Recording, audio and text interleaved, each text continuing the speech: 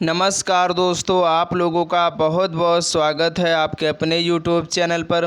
दोस्तों, आज की इस वीडियो में जितने भी फ्रेंड्स लोग आरपीएफ कांस्टेबल एसआई एग्ज़ाम 2024 की तैयारी कर रहे हैं, उनके लिए दोस्तों हम लेकर के आ गए हैं पॉलिटी जीके की क्लास नंबर 14। दोस्तों, आज की जो क्लास है बहुत इंपॉर्टेंट होने वाली है आपके एग्ज़ाम के लिए। दोस्तों, आज की इस वीडियो में हम लोग जिस चैप्टर पर बात करने वाले हैं उस चैप्टर का दोस्तों नाम है भारतीय संसद। यानी दोस्तों पार्लियामेंट से संबंधित आपके एग्ज़ाम में 1 से 2 क्वेश्चन पूछे जाते हैं। ठीक है, तो दोस्तों इंपॉर्टेंट सेशन है आपके आने वाले एग्ज़ाम के लिए। और इस टॉपिक से संबंधित दोस्तों आज की इस वीडियो हम लोग 25 प्लस क्वेश्चंस कवर करेंगे जो आपके एग्ज़ाम में बार बार पूछे गए हैं। प्रीवियस ईयर के भी क्वेश्चन हमने लिए हैं और जो इंपॉर्टेंट क्वेश्चन है वो सभी क्वेश्चन आज की इस वीडियो में हम लोग डिस्कस करेंगे। तो दोस्तों बने रहिएगा आज की इस वीडियो में आप लोग लास्ट तक, क्योंकि सेशन आपके एग्ज़ाम के लिए बहुत इंपॉर्टेंट है। और जितने भी दोस्त लोग हमारे इस चैनल पर पहली बार आए हैं, अगर आप लोग चैनल को अभी तक नहीं सब्सक्राइब किए हैं तो आप लोग फटाफट चैनल को सब्सक्राइब कर लें। तो चलिए दोस्तों आज के सेशन को हम लोग स्टार्ट कर लेते हैं। दोस्तों, आपकी स्क्रीन पर फर्स्ट क्वेश्चन है कि भारत की संघीय व्यवस्थापिका को किस नाम से जाना जाता है। यानी दोस्तों जो भारत की संघीय व्यवस्थापिका है इसको किस नाम से जाना जाता है। तो दोस्तों काफ़ी इंपॉर्टेंट क्वेश्चन है, क्योंकि आपकी परीक्षाओं में आपके किसी न किसी एग्ज़ाम में कई बार पूछा गया है। तो दोस्तों आपको याद रखना, संसद को जो है दोस्तों संघीय व्यवस्थापिका के रूप में भी हम लोग जानते हैं, तो आपको याद रखना। ठीक है, अगर बात करें दोस्तों यहाँ संसद की बात हुई है तो हम लोग इससे रिलेटेड दोस्तों कुछ पॉइंट्स के बारे में जान लेते हैं, क्योंकि काफ़ी बार इससे संबंधित आपके एग्ज़ाम में क्वेश्चन पूछे जाते हैं जो बहुत इंपॉर्टेंट होते हैं। ठीक है, तो आप लोग नोट भी करते जाइएगा। तो दोस्तों जो भारत का सर्वोच्च विधायी निकाय है वो संसद है। तो दोस्तों भारत का सर्वोच्च विधायी निकाय है, आप लोग इस बात को भी याद रखिएगा क्योंकि पूछा जाता है आपके एग्ज़ाम में। तो भारत जो संसद है भारत का सर्वोच्च विधायी निकाय है। और दोस्तों इसमें जो संसद में द्विसदनीय व्यवस्था है, कैसी व्यवस्था, ये बहुत बार पूछा गया है कि जो संसद है इसमें किस प्रकार की व्यवस्था की गई है। तो दोस्तों द्विसदनीय व्यवस्था है। ठीक है, आपको इस बात को भी याद रखना है। चलिए आगे पॉइंट्स हम लोग और देख लेते हैं कौन कौन से इंपॉर्टेंट हैं, क्योंकि यहाँ पर दोस्तों जगह नहीं है इसलिए मैं उसको डिलीट कर दिया हूँ। तो दोस्तों आपको जैसा कि मालूम है संसद के 3 अंग होते हैं। कितने अंग होते हैं दोस्तों? तो 3 अंग होते हैं। अब बात करें कौन कौन से अंग होते हैं दोस्तों। आपका हो गया राष्ट्रपति हो गया, इसके बाद आपका हो गया लोकसभा, और आपका एक और हो गया राज्यसभा। ठीक है, राज्यसभा। तो दोस्तों संसद के 3 अंग होते हैं, राष्ट्रपति, लोकसभा और राज्यसभा। दोस्तों जो लोकसभा है ये आपका निम्न सदन हो जाता है और राज्यसभा दोस्तों उच्च सदन हो जाता है। अगर बात करें दोस्तों राष्ट्रपति के पास जो संसद के दोनों में से किसी भी सदन को बुलाने और स्थगित करने का जो काम है वो राष्ट्रपति के पास होता है। और दोस्तों जो लोकसभा को भंग करने की शक्ति है, आप लोग नोट कर लीजिए दोस्तों, जो लोकसभा को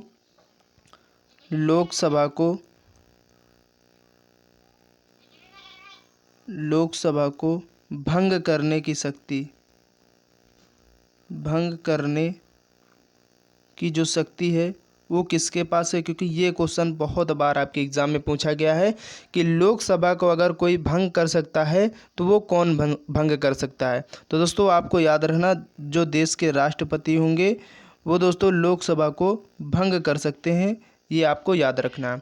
चलिए अब हम लोग नेक्स्ट क्वेश्चन की तरफ बढ़ेंगे कि भारतीय संसद के कितने सदन होते हैं। तो दोस्तों भारतीय संसद के 2 सदन होते हैं। कौन कौन से दोस्तों? आपका हो गया लोकसभा और राज्यसभा। तो आपको याद रखना दोस्तों कि संसद के कितने सदन होते हैं, तो 2 सदन होते हैं। यहाँ पर इस क्वेश्चन का जवाब ऑप्शन बी हो जाएगा। चलिए इसके बाद हम लोग नेक्स्ट क्वेश्चन की तरफ बढ़ेंगे कि संसद के किस सदन को प्रतिनिधि सभा भी कहा जाता है। यानी दोस्तों संसद का ऐसा कौन सा सदन है जिसको प्रतिनिधि सभा के नाम से जाना जाता है। तो आपको दोस्तों याद रखना है, क्योंकि इम्पोर्टेंट है, आपके एग्ज़ाम में कई बार पूछा जा चुका है। तो दोस्तों जो आपका लोकसभा है, इसको दोस्तों संसद का प्रतिनिधि सभा कहा जाता है। ठीक है, जो लोकसभा दोस्तों है ये संसद की प्रतिनिधि सभा भी कहते हैं इसको। तो आप लोग याद रखिए, इस क्वेश्चन का जवाब ऑप्शन ए हो जाएगा। चलिए इसके बाद नेक्स्ट क्वेश्चन है कि संसद का लोकप्रिय सदन कौन सा है। यानी दोस्तों संसद का लोकप्रिय सदन माना गया है वो कौन सा है। तो दोस्तों लोकसभा। अगर दोस्तों यहाँ पर लोकसभा की बात हुई है तो लोकसभा सदस्यों की संख्या कितनी है। तो दोस्तों आपको याद रखना है इनकी जो संख्या वर्तमान समय में कितनी है। तो दोस्तों 543। तो आपको याद रखना दोस्तों 543 लोकसभा सदस्यों की संख्या है। और अगर बात करें इनका दोस्तों कार्यकाल कितने वर्षों का होता है लोकसभा के सदस्यों का, तो 5 वर्ष इनका कार्यकाल होता है। ये बात भी आप लोग याद रखिए। चलिए इसके बाद अगला क्वेश्चन है कि संसद का स्थायी सदन कौन सा है। तो दोस्तों संसद का जो स्थायी सदन होता है दोस्तों वो कौन सा है, वो राज्यसभा है।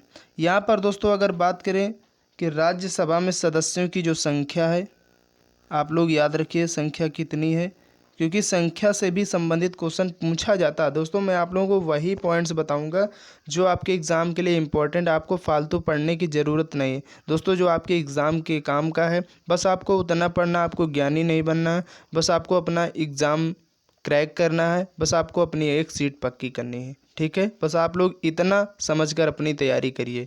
ठीक है, क्योंकि ज्ञान तो बहुत है, आप पढ़ते ही रहोगे ज़िंदगी में, तब भी दोस्तों पढ़ाई ख़त्म नहीं होगी। तो दोस्तों यहाँ पर जो राज्यसभा की सदस्यों की जो संख्या है, तो आप लोग याद रखिए दोस्तों 245 है। 245 है। अगर बात करें दोस्तों राज्यसभा के जो सदस्य, इनका कार्यकाल कितने वर्षों को होता है, क्योंकि पूछा जाता है, तो 6 वर्षों का। कितने वर्षों का दोस्तों, 6 वर्ष का होता है। ठीक है, और इसके जो हर 2 साल में दोस्तों जो राज्यसभा सदस्यों का जो कार्यकाल 6 वर्षों का होता है, और हर 2 साल में 1/3 सदस्य सेवानिवृत्त हो जाते हैं, यानी रिटायर कर दिए जाते हैं। तो आपको याद रखना है। चलिए इसके बाद अगला क्वेश्चन है कि भारत के संविधान के अनुच्छेद 79 के अकॉर्डिंग निम्नलिखित में से किसे या किन्हें भारत की संसद के एक भाग के रूप में वर्णित किया गया है।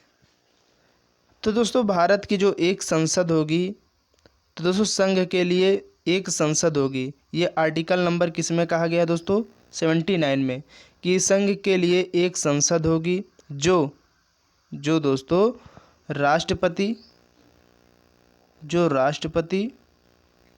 तथा 2 सदन यानी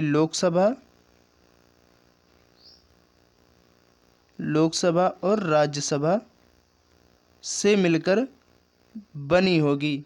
ठीक है, तो यहाँ पर दोस्तों आपका जो लोकसभा, राज्यसभा, भारत का राष्ट्रपति, ये बात दोस्तों जो आर्टिकल 79 है इसमें कहा गया कि भारत के लिए एक संसद होगी जो राष्ट्रपति तथा दोनों सदन लोकसभा राज्यसभा से मिलकर बनी होगी। तो यहाँ पर दोस्तों इस क्वेश्चन का राइट आंसर ऑप्शन डी हो जाएगा। ठीक है, इस बात को आप लोग याद रखिए। चलिए इसके बाद अगला क्वेश्चन है कि निम्नलिखित में से कौन संसद के अनन्य भाग नहीं है। दोस्तों संसद के जो 3 भाग होते हैं, यानी 3 अंग होते हैं, राष्ट्रपति, लोकसभा और राज्यसभा। तो यहाँ पर राष्ट्रपति हो जाएगा लोकसभा और राज्य, जबकि यहाँ पर अनन्य भाग नहीं है, तो आपका उपराष्ट्रपति जो है वो संसद का पार्ट नहीं है। तो आपको याद रखना है। चलिए इसके बाद अगला क्वेश्चन है कि भारतीय संसद के कितने अंग होते हैं। दोस्तों अभी हमने आपको बताया है जो भारतीय संसद है इसके कितने अंग हैं, तो इसके 3 अंग हैं। 3 अंग हैं, कौन कौन से दोस्तों, तो आपका पहला राष्ट्रपति हो गया, राष्ट्रपति, लोकसभा और राज्यसभा। तो आपको याद रखना। ठीक है, चलिए इसके बाद नेक्स्ट क्वेश्चन की तरफ बढ़ेंगे कि भारतीय संविधान के किस अनुच्छेद में कहा गया है कि संघ के लिए एक संसद होगी जो राष्ट्रपति और दोनों सदनों से मिलकर बनी होगी। देखिए अभी इस क्वेश्चन का जिक्र हम पीछे कर चुके हैं और देखिए दोस्तों, ये क्वेश्चन आगे वो भी क्वेश्चन पूछा गया है, वो किस प्रकार से आपके एग्जाम में पूछा गया है, और ये भी क्वेश्चन वही है, ठीक है। यहाँ लेकिन आपको थोड़ा घुमा दिया गया है, ठीक है। देख लीजिए, आपके एग्जाम क्वेश्चन पूछे जाते हैं बार बार और घुमा फिरा कर पूछे जाते हैं, तो आपको इस बात पर भी ध्यान रखना कि हमारे एग्जाम में कैसे क्वेश्चन बदलते हैं जबकि उनका आंसर एक ही होता है। तो दोस्तों आपको याद रखना, जो भारतीय संविधान के किस अनुच्छेद में कहा गया कि संघ के लिए एक संसद होगी जो राष्ट्रपति और दोनों सदनों से मिलकर बनी होगी। तो अभी हमने बताया दोस्तों, आर्टिकल आपका जो 79 है, आर्टिकल दोस्तों आपका जो 79 है यानी 79 है, इसमें ये बात कही गई। तो इस क्वेश्चन का राइट आंसर ऑप्शन बी हो जाएगा। चलते हैं दोस्तों हम लोग नेक्स्ट क्वेश्चन की तरफ, कि निम्नलिखित कथनों में से कौन असत्य है। दोस्तों यहाँ पर गलत वाला ऑप्शन आपको चूज करना है कि कौन सा ऑप्शन गलत है। चलिए हम लोग चेक कर लेते हैं। तो दोस्तों लोकसभा को संसद का प्रथम सदन कहा जाता है, ये बिल्कुल बात सही है। यानी दोस्तों जो लोकसभा है ये संसद का प्रथम सदन कहते हैं, और दोस्तों इसको जो है निम्न सदन के नाम से भी जानते हैं। राज्यसभा को संसद का द्वितीय सदन कहते हैं, सही बात है। और दोस्तों राज्यसभा जो है संसद का उच्च सदन कहलाता है, तो ये भी आपको याद रखना है। राज्यसभा एक अस्थायी सदन है, नहीं दोस्तों, एक अस्थायी नहीं स्थायी सदन है। तो यहाँ पर इस क्वेश्चन का राइट आंसर ऑप्शन सी हो जाएगा। यही दोस्तों ऑप्शन जो है गलत है, तो आपको याद रखना है। और लोकसभा संसद का जो है लोकप्रिय सदन है, ये भी बिल्कुल सही बात है। तो यहाँ गलत वाला छांटना था दोस्तों, तो आपको ऑप्शन सी हो जाएगा। चलिए इसके बाद अगला क्वेश्चन है कि निम्नलिखित कथनों में से कौन सही है। आपको यहाँ पर बताना दोस्तों कौन सा ऑप्शन बिल्कुल राइट है। तो दोस्तों यहाँ पर जो लोकसभा भारतीय जनता की प्रतिनिधि सभा है, क्या ये बात सही है? बिल्कुल गलत है दोस्तों। राज्यसभा संसद का उच्च सदन है, तो दोस्तों क्या ये बात सही है? आप लोग बताइए। तो दोस्तों यहाँ पर जो ये बात बिल्कुल सही है। दोस्तों यहाँ पर जो लोकसभा भारतीय जनता की प्रतिनिधि सभा, ये बिल्कुल सही है, यहाँ पर गलत नहीं दोस्तों, ये बिल्कुल सही बात है, ठीक है। राज्यसभा राज्यों का प्रतिनिधित्व करता है, ये भी बिल्कुल सही। दोस्तों जो लोकसभा है वो लोगों का सदन है, जबकि जो राज्यसभा दोस्तों राज्य की परिषदों का सदन है। तो यहाँ पर दोस्तों राज्यसभा जो है वो राज्यों का प्रतिनिधित्व करता है, ये बिल्कुल सही है। तो दोस्तों यहाँ पर इस क्वेश्चन का राइट आंसर ऑप्शन डी हो जाएगा। उपर्युक्त तो सभी सही है, ठीक है। चलिए नेक्स्ट क्वेश्चन है कि संसद का निम्न सदन और उच्च सदन क्रमशः कौन है? आप लोग बताइए। अभी बताया दोस्तों, जो आपके लोकसभा और राज्यसभा हैं, तो लोकसभा दोस्तों जो है आपका वो निम्न सदन कहलाता है। तो निम्न सदन कौन होगा? लोकसभा। उच्च सदन दोस्तों राज्यसभा। तो यहाँ पर इस क्वेश्चन का राइट आंसर ऑप्शन बी हो जाएगा। चलते हैं नेक्स्ट क्वेश्चन की तरफ, कि संसद को भंग करने के लिए कौन सक्षम है। यानी दोस्तों संसद को अगर कोई भंग करना चाहता है तो वो कौन भंग कर सकता है? तो दोस्तों देश के जो राष्ट्रपति होंगे वो संसद को भंग करने के लिए सक्षम है, उनमें योग्यता है, तो आपको याद रखना है। और संसद में दोस्तों किसको भंग कर सकते हैं, तो आपको इस बात को भी याद रखना दोस्तों, केवल लोकसभा को, राष्ट्रपति राज्यसभा को नहीं भंग कर सकते, ये बात आपको याद रखना ही दोस्तों। जो दोस्तों आपकी लोकसभा है, आप लोग याद रखिएगा, जो आपकी लोकसभा है इसको भंग करने की जो शक्ति किस में निहित है दोस्तों? तो राष्ट्रपति में निहित है, तो आपको याद रखना है। चलिए इसके बाद अगला क्वेश्चन है कि भारतीय संसद की संप्रभुता प्रतिबंधित है किससे? तो दोस्तों भारतीय संसद की जो संप्रभुता है ये किससे प्रतिबंधित है? तो दोस्तों ये न्यायिक समीक्षा से प्रतिबंधित है। तो यहाँ पर इस क्वेश्चन का जवाब ऑप्शन बी हो जाएगा। नेक्स्ट क्वेश्चन है कि संसद के कितने सत्र होते हैं? दोस्तों ये भी क्वेश्चन आपके एग्जाम के लिए बहुत इंपॉर्टेंट है, क्योंकि पूछा भी गया कई बार कि संसद के कितने सत्र होते हैं। तो दोस्तों आपको याद रखना है, संसद के दोस्तों जो है 3 सत्र होते हैं। कितने? 3 सत्र। अब हम लोग बात कर लेते हैं दोस्तों कौन कौन से वो 3 सत्र हैं। तो आपको याद रखना दोस्तों, जो आपका पहला सत्र है वो बजट सत्र है। कौन है दोस्तों? बजट सत्र। और दोस्तों ये कौन से महीने में बजट जो है वो पारित किया जाता है? तो फरवरी से मई के बीच में। इसका दोस्तों जो बजट सत्र होता है, संसद का जो 3 सत्र होते हैं, पहला बजट सत्र दोस्तों ये फरवरी से मई के बीच में, और आपका दोस्तों मानसून सत्र, मानसून सत्र जो है दोस्तों ये कौन से महीने? तो दोस्तों आपका जुलाई से सितंबर के बीच में मानसून सत्र होता है। और दोस्तों आखिरी यानी तीसरा शीतकालीन सत्र,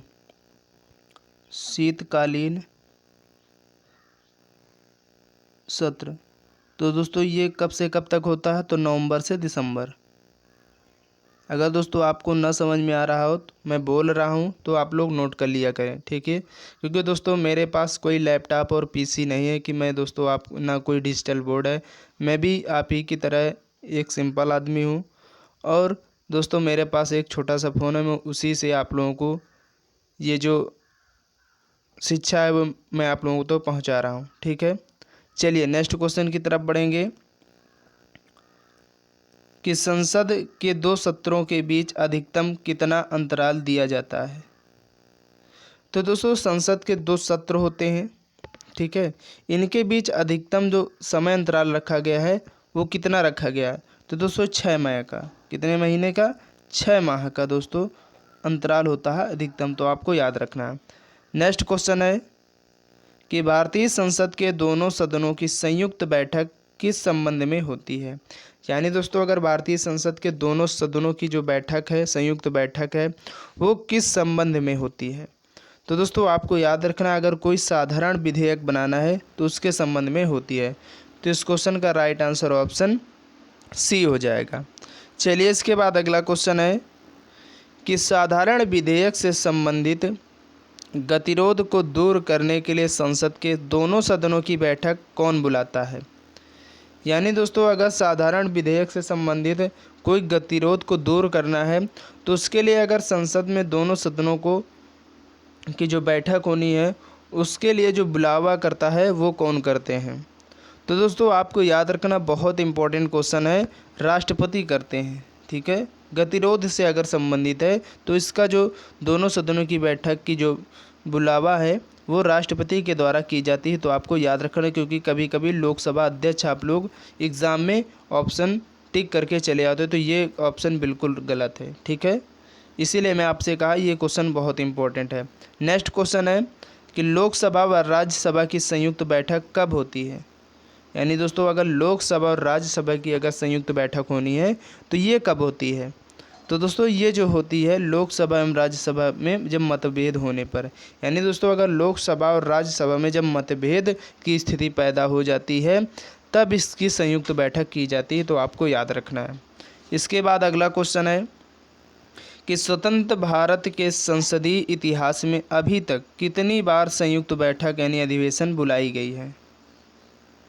तो दोस्तों अगर अभी तक की बात करें, जो संसदीय इतिहास में अभी तक जो है संयुक्त जो बैठकें हुई कितनी बार हो चुकी हैं? तो दोस्तों केवल अभी तक 3 बार हुई हैं, ठीक है? आपको याद रखना 3 बार हो चुकी हैं। चलिए इसके बाद अगला क्वेश्चन है कि क्या राष्ट्रपति या उपराष्ट्रपति कभी संयुक्त अधिवेशन की अध्यक्षता करते हैं? बताइए आप लोग। दोस्तों इंपॉर्टेंट है आपके एग्ज़ाम की दृष्टि से क्वेश्चन कि यहाँ पर पूछा गया है क्या राष्ट्रपति या उपराष्ट्रपति कभी संयुक्त अधिवेशन की अध्यक्षता करते हैं? तो दोस्तों कभी नहीं करेंगे, दोस्तों कभी नहीं कर सकते, ये बिल्कुल सही बात है। और आपको याद रखना दोस्तों, अगर इसकी अध्यक्षता करनी है तो कौन करेंगे दोस्तों? जो लोकसभा अध्यक्ष होंगे, लोकसभा अध्यक्ष के द्वारा, लोकसभा अध्यक्ष के द्वारा दोस्तों संयुक्त अधिवेशन की अध्यक्षता की जाती है। अगर दोस्तों किसी कारण के वश लोकसभा जो अध्यक्ष होंगे वे अनुपस्थित हो गए तो दोस्तों लोकसभा के जो उपाध्यक्ष होंगे वो इसकी अध्यक्षता करेंगे, ठीक है? चलिए नेक्स्ट क्वेश्चन है कि संसद के दोनों सदनों के संयुक्त अधिवेशन की अध्यक्षता कौन करता है? तो अभी हमने आपको बताया दोस्तों लोकसभा अध्यक्ष करते हैं, तो आपको याद रखना है। नेक्स्ट क्वेश्चन है कि संसद के संयुक्त बैठक को कौन संबोधित करता है। यानी दोस्तों अगर संसद की संयुक्त बैठक है तो उसको कौन संबोधित करेगा। तो दोस्तों आपको याद रखना, उसको जो संबोधित करते हैं वो देश के राष्ट्रपति करेंगे। तो यहाँ पर इस क्वेश्चन का राइट आंसर ऑप्शन डी हो जाएगा। नेक्स्ट क्वेश्चन है कि भारत में संसद के दोनों सदनों की संयुक्त बैठकें किसके लिए आयोजित की जाती हैं। यानी दोस्तों जो संसद के दोनों सदनों की जो संयुक्त बैठकें हैं वो किसके लिए आयोजित की जाती हैं। बहुत इंपॉर्टेंट क्वेश्चन है। तो आपको दोस्तों याद रखना है, ये दोस्तों उस विधेयक पर विचार करने और उसे पारित करने के लिए जिस पर दोनों में मतभेद हो। अभी हमने आपको ये क्वेश्चन बताया, लेकिन यहाँ पर दोस्तों थोड़ी लैंग्वेज चेंज कर दी और आपके ऑप्शंस को चेंज कर दिया। दोनों सदनों की जो संयुक्त बैठक है दोस्तों कब आयोजित होती है, यानी जब लोकसभा और राज्यसभा में मतभेद हो जाता है। ठीक है, किसी मतभेद की स्थिति अगर वहाँ पर पैदा हो जाती है तो दोनों सदनों की बैठकें आयोजित की जाती हैं। तो यही बात कही गई। तो इस क्वेश्चन का जो जवाब ऑप्शन डी हो जाएगा। इसके बाद नेक्स्ट क्वेश्चन है कि सांसदों के वेतन का निर्णय कौन करता है। दोस्तों जो हमारे एमपी होते हैं, जो सांसद होते हैं, अगर इनका वेतन का जो निर्णय है वो कौन करता है। तो दोस्तों पार्लियामेंट करता है, नहीं संसद करता है। तो आपको याद रखना है। नेक्स्ट क्वेश्चन है दोस्तों आज की इस वीडियो में इतने ही क्वेश्चन, जितने भी इंपॉर्टेंट क्वेश्चन थे दोस्तों वो सभी हम लोग आज की इस वीडियो में डिस्कस कर लिए हैं।